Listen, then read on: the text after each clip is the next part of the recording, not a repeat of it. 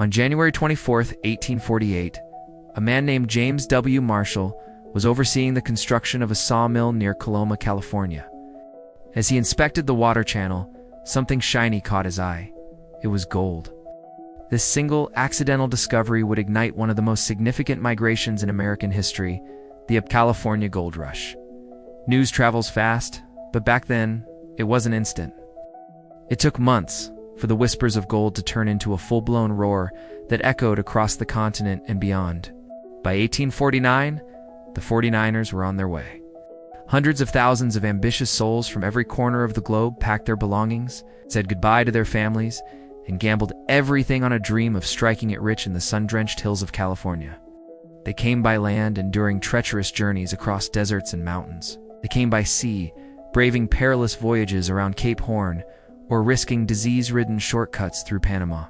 They were farmers, merchants, doctors, and laborers, all united by a single, powerful desire: gold. The initial reports were euphoric. Gold was supposedly everywhere in the rivers, on the ground just waiting to be picked up.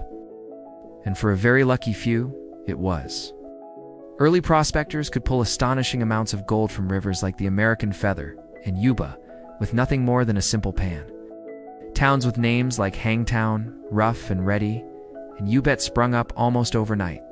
These boomtowns were wild, chaotic places teeming with life and bursting with the energy of instant wealth. Saloons, gambling halls, and general stores lined dusty streets, all catering to the needs and vices of the miners. But this bright, glittering image of the gold rush is only half the story. For every tale of fortune, there were 100 stories of hardship, disappointment, and despair. The reality on the ground was far harsher than the legends suggested. The easy-to-find surface gold was quickly depleted, and soon mining became back-breaking, soul-crushing work. Miners stood for hours in ice-cold river water, digging and sifting through tons of rock and mud for just a few flakes of precious metal. Disease was rampant. Cholera, dysentery, and scurvy swept through the crowded and unsanitary mining camps, claiming thousands of lives. Accidents were common, from cave-ins and poorly constructed tunnels to drownings and flash floods. And the cost of living was astronomical. A single egg could cost the equivalent of $50 today. Many miners found themselves spending everything they earned just to survive, sinking deeper into debt and further away from the dream that brought them there. This desperation, combined with the lack of established law and order, created a perfect storm for violence. The goldfields were a lawless frontier. Claims were disputed not with lawyers, but with fists, knives, and guns.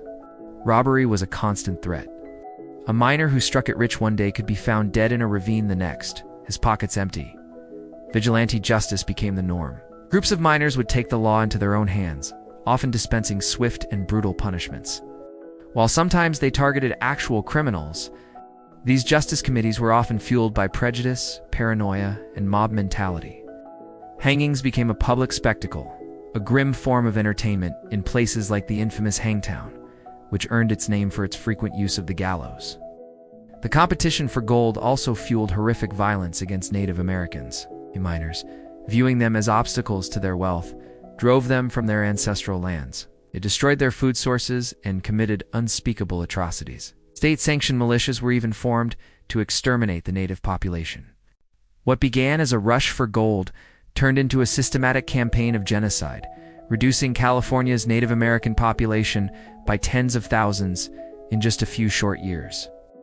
Foreign miners, especially those from Latin America and China, were also targets of extreme prejudice and violence. The Foreign Miners' Tax of 1850 was specifically designed to drive them out, imposing a crippling monthly fee.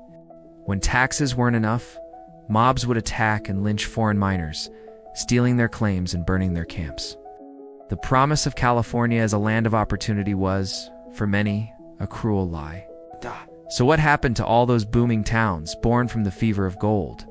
As the gold ran out, so did the people.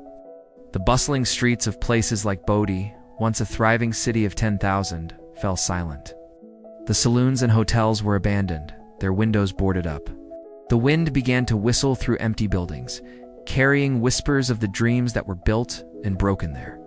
Today, these ghost towns stand as haunting monuments to the gold rush era. Bodie, now a state historic park, is one of the most famous. It's preserved in a state of arrested decay, meaning everything is left just as it was when the last residents departed.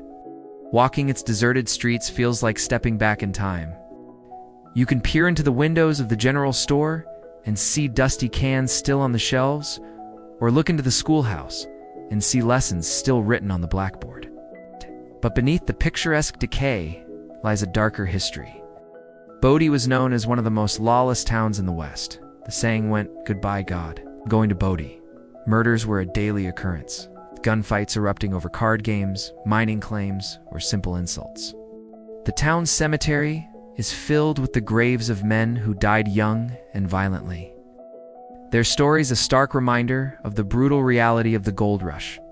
Legends of curses and hauntings now cling to these places, stories of ghostly miners still searching for their lost fortunes, or the spirits of murder victims seeking justice. Another fascinating and eerie ghost town is Calico. Unlike Bodie's gold, Calico was built on silver. More, the story is the same. A massive boom, a town of thousands, and then a sudden bust when the price of silver plummeted. It too was abandoned to the desert sun.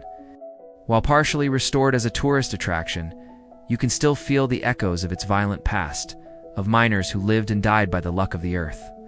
These ghost towns are more than just historical curiosities.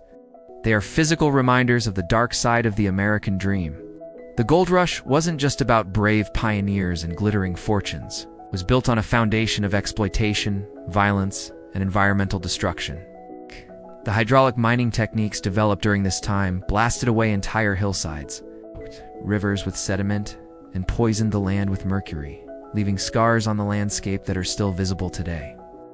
The story that began on January 24, 1848, with a single glint of gold in a river, is a complex and often brutal one. It transformed California, accelerated America's westward expansion, and fueled its economy. But it came at a terrible cost. A cost paid by the native peoples who were slaughtered, foreign miners who were persecuted, and the countless 49ers who traded their lives for a dream that turned into a nightmare. The silent streets of Bodie and Calico tell this other story, the one you won't find in the tales of instant riches. They remind us that for every ounce of gold pulled from the earth, there was a measure of blood, sweat, and tears. Thanks for watching. If you found this dive into the darker side of history interesting, be sure to like this video and subscribe to the channel for more stories that lie beneath the surface. See you next time.